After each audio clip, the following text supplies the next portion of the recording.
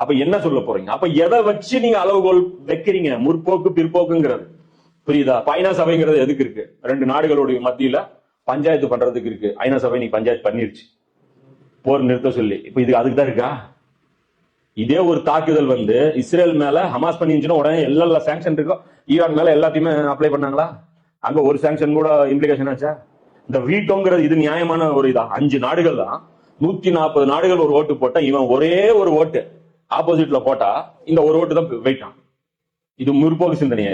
இது அந்த காலத்து ரவுடி கட்ட பஞ்சாயத்து மாதிரி இல்ல, தடி எடுத்த வந்து அண்டல்கார மாதிரி இல்ல. இது பெரிய அந்த காலத்து இது பக்குவப்பட்ட கலாச்சாரமா? இது வீட்டோங்கிறது என்ன என்ன நடக்குது முதல்ல உலகத்துல நம்ம பாக்குறோம் இல்லையா? பொருளாதாரம் என்ன இருக்கு? தங்கம் வெள்ளியில எந்த ஒரு நாடும் வந்து டிரான்சாக்சன் பண்ணிக்க கூடாதுன்ட்டு உலக அந்த IMFல வந்து உலக பொருளாதார கொள்கையில வந்து சைன் பண்ணாதான் ஒரு நாடு வந்து பொருளாதார தடை இல்லாம நடக்க முடியும்.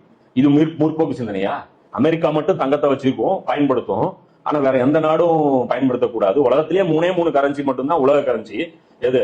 இங்கிலாந்துடைய பவுண்டு, யூரோ, அமெரிக்கன் டாலரு. மீதி எல்லாமே வந்து உலக கரன்சியா பயன்படுத்தக்கூடாது. இதெல்லாம் வந்து வளர்ச்சி அடைந்த இந்த முற்போக்குவாதிகளுடைய இது. 5 லட்சம் உயிர்களை கொள்ளலாம், ஒன்னும் பிரச்சனை இல்லை. எங்க ஈராக்ல போயிட்டு அதை கொன்னுட்டு அதை வந்து இல்லைன்னு மறுக்கவும் செய்யல. அவங்க சொல்றாங்க, ஓப்பனா சொல்றாங்க, ஆமா கொன்னோம், குழந்தைகளை கொன்னோம். ஜூலியன் அசாஞ்ச் அவர் வந்து கொண்டு வந்தாரு விக்கிலீக்ஸ். அதுல கொண்டு வந்து அவங்களுடைய அந்த எவ்வளவு மனிதர்களை வந்து அப்பாவி மனிதர்களை கொண்டாங்க. இப்ப கண்ணு முன்னாடி சோசியல் மீடியா இருக்கும்போது தெரியுது. அங்க இருந்து ரிப்போர்ட்ஸ் வருது, இவங்க வந்து பார்த்து சொல்றாங்க. ஸ்னைப்பர்ல அடிக்கிறான். ஸ்னைப்பர் ஒரு குழந்தை அவன் வீட்டுல இருந்து போறான்.